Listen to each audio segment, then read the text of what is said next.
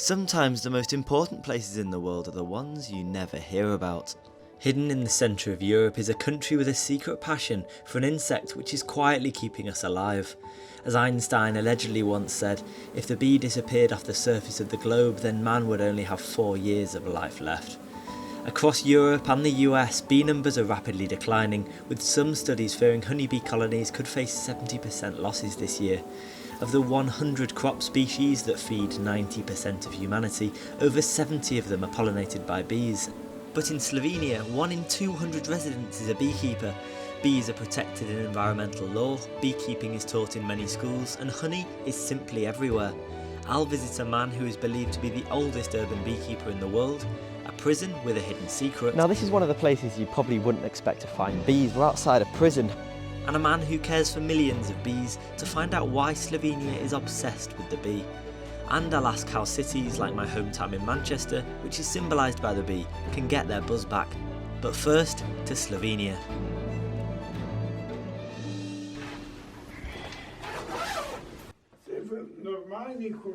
Lubo has been beekeeping for 87 years and is likely to be the oldest active urban beekeeper in the world. He has a hive in his front garden which he manages with his wife Maria and his 5 grandchildren. Dim se uporablja zato, da odvrača čebele, da ne grejo preveč ven, ker jim smrdi in potem se umaknejo od dima. Blizu ne mora, če je čist blizu, vidi lahko tudi noter. There's a queen with the green spot on. Inside his home, Lubo shows us pictures of his beekeeping life, including his original beekeeping licence. I can say this is the beginning of our beekeeping, he told me.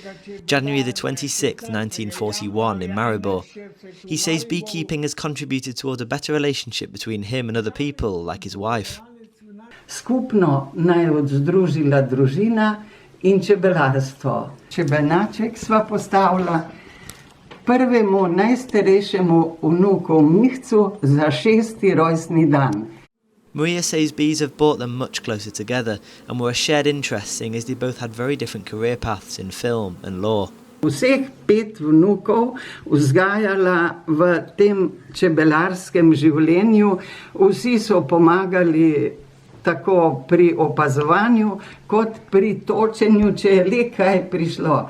In mogoče vsako leto smo pa toliko medu v mestu pridelali, da je bilo za družino. Skozi vso zgodovino, kjer je Einstein rekel, če čebel ne bo, tudi nas ne bo.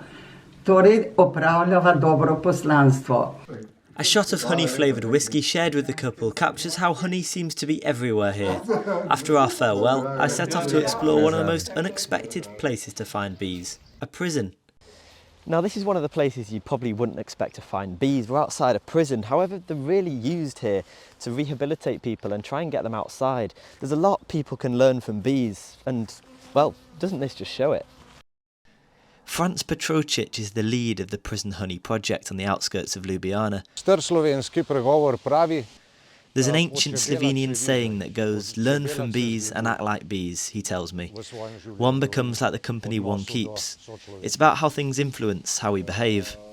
He says bees can act as role models, not just for prisoners here, but also for society too. In pri delu s čebelami imaš nek neposreden stik z naravo, opazuješ razvoj spomladi same narave, pestrost rastlinja in vidiš, kako bogato naravo imamo, ki jo moramo čuvati še nadaljnjim rodovom. So we've seen how bees benefit people and society, but what about the planet itself? What role do they play in healing our environment? Gorazd keeps dozens of hives throughout the city, home to millions of bees, and he's brought us to this rooftop right in the heart of the capital. So we are basically just in the center of the old part of the town of Ljubljana. There down below is the Ljubljanica river. So this is one of the most central locations for the bees in the city of Ljubljana. And this is urban beekeeping in action. We're in the centre of the European capital city in Ljubljana, yet it takes up very, very little space to harvest these bees. We're on top of what was an abandoned building. Now it's been rejuvenated and they've even had space for bees. Goras keeps dozens of hives throughout the city, and he says there's so many benefits to having bees. There is more than 70 different types of blooms and pollen from different trees and different species inside. A considerable amount of those pollen comes from the plants and from blooms that people are planting actually on their gardens. He says bees act as green space wardens, keeping our parks and plants healthy. The beehives are not the only thing that they have contributed to the environment. They are managing the park. There is a public orchard set up in this park. The park has also some place reserved for melliferous plants.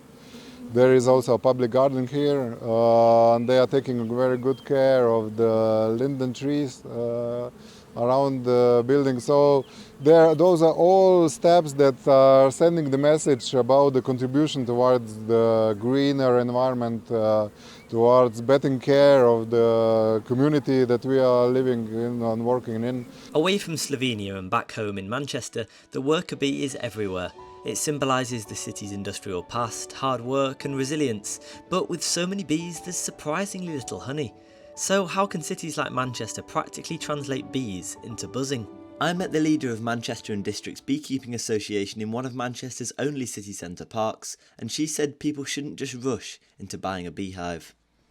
Buying a hive is like putting a livestock operation out there without necessarily being ready to care for it. So you wouldn't just buy 10,000 miniature dairy cows and expect that to be okay in the environment. So honeybees, if you put a frame of honeybees, a hive of honeybees out there, they are going to outcompete all the other wild pollinators that don't have somebody looking after them. The best thing to do to help the environment, to help bees, all kinds of bees, is to set up some sort of a garden.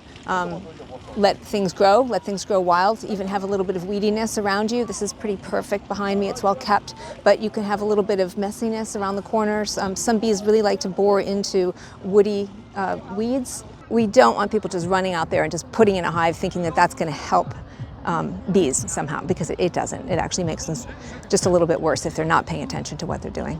So the advice is to set up a pollinated garden, but with a high number of people living in apartments and just 0.5% of the city centre's area being private gardens. How can we do this? Jason, aka the Cloud Gardener, has an 18th floor container garden on his balcony, and he leads a community championing balcony gardens.